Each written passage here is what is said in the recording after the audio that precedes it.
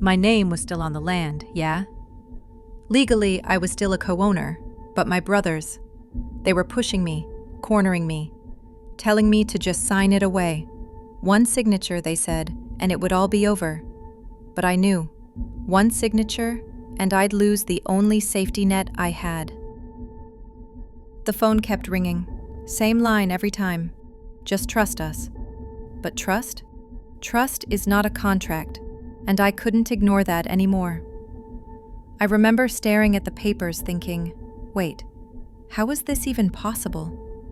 For years, they made me feel like I had no voice, and suddenly the law was saying something different?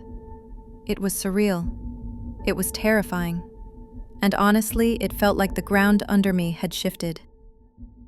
Let me back up. A few years ago, my parents decided to gift us, me and my 2 older brothers, a piece of land. Sounds nice, right? Except it came tied to this huge loan. My brothers stepped up. They paid, they dealt with the bank, they handled the stress.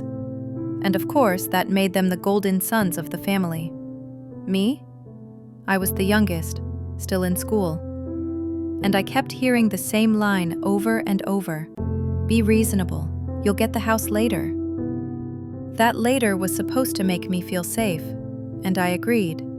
But I also said, okay, then put it in a will. Not a promise at dinner, not a handshake, a will. But the will never happened, so time passed. The debts got paid. My brothers kept reminding everyone of their sacrifices. I kept quiet, thinking silence was the easiest way to avoid fights. And then, one afternoon, I looked at the records myself, and I froze. My name was still there, black and white, on the title. All that time I thought I had no right to speak, but the law said otherwise. I was still a co-owner. That changed everything. When the debt was finally cleared, my brothers came to me, almost celebrating. Good news, they said. Time to finalize everything. Just sign your part over since we paid it all. The way they said it, it wasn't even a request. It was an expectation. Like I was supposed to smile, hand it over, and thank them for letting me exist. I told them no. Not unless the house, the one thing I was promised, was officially put in writing, in a will. And that's when the rules shifted again. Suddenly the house wasn't just a promise, it came with strings. I'd have to cover funeral costs, let distant relatives live there forever rent-free, because family helps family. So let me get this straight. I was supposed to give up something I owned right now in exchange for something I might get later, loaded with obligations that could drain me for the rest of my life. I couldn't wrap my head around it. They were asking me to gamble my future on a maybe, and not just any gamble, a gamble stacked against me from the start. If I gave in now, I knew deep down I'd regret it forever. So no. Instead, I offered a compromise. They could go ahead with their building plans. I'd keep my share on paper, but I'd sign that I wouldn't block permits or sell to outsiders. And if I didn't get the house, then they'd buy me out at fair market value based on an independent appraisal, not some number made up at dinner, a real valuation. Their reaction? Brutal. You're manipulative, you're greedy, you're ungrateful. After everything we did for you. I've heard those lines my whole life. Still, hearing them again made my chest tighten, made me want to shrink. But this time I held on to one fact. My name was still on the title. They couldn't erase that. I was desperate for clarity, so I posted my story online. Honestly, I expected strangers to tear me apart, but they didn't. Instead, they said the things my family never would.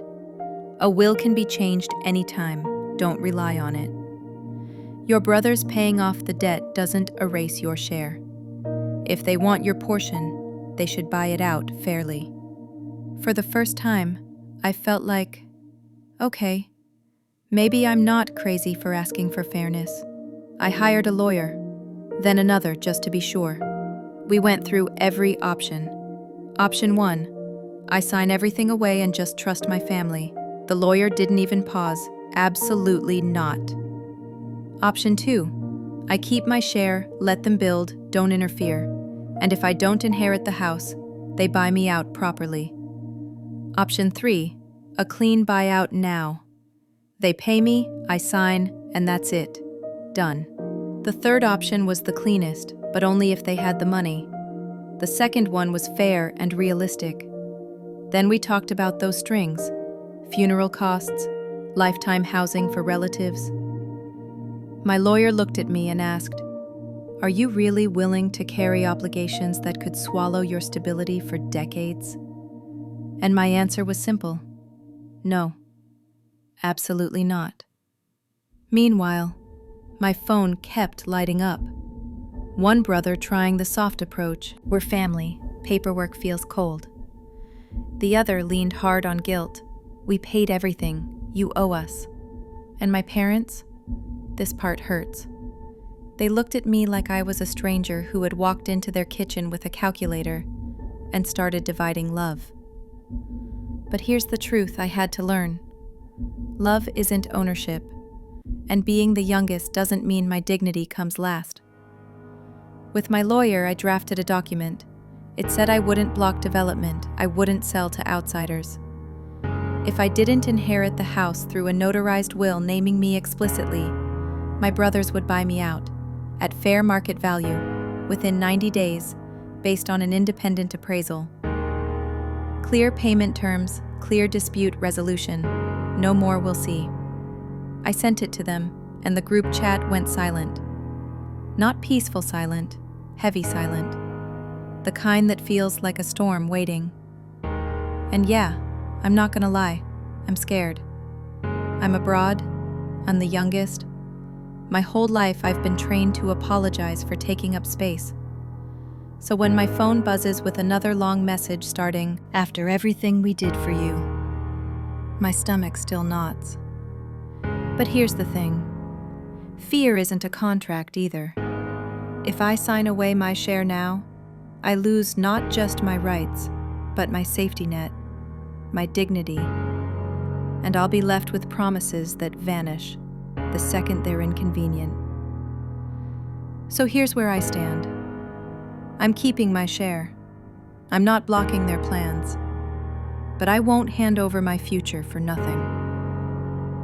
If they want harmony, then harmony can be written, signed, and filed. Harmony can be fair. Maybe they'll agree to a buyout. Maybe they'll take the compromise.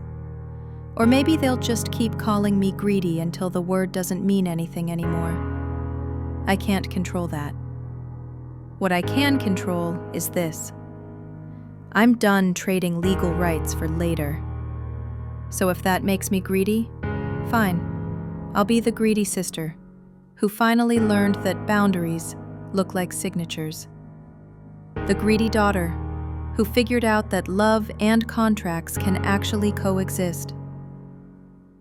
And now let me ask you, if you were in my shoes, abroad, youngest, with everything on the line, would you just sign away your only security?